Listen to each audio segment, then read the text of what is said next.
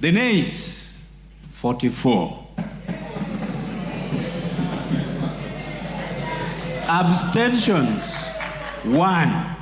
The ayes, 281.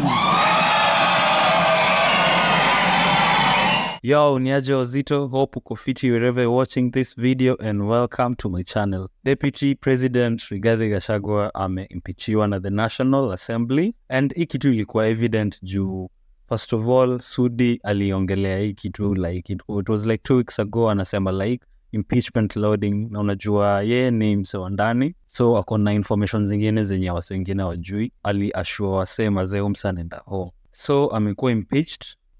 That's a tough spot place penye Rigathi yako. From jana alikuwa na ka confidence fulani hivi yenye ako like kitu mimi sioni place penye nenda,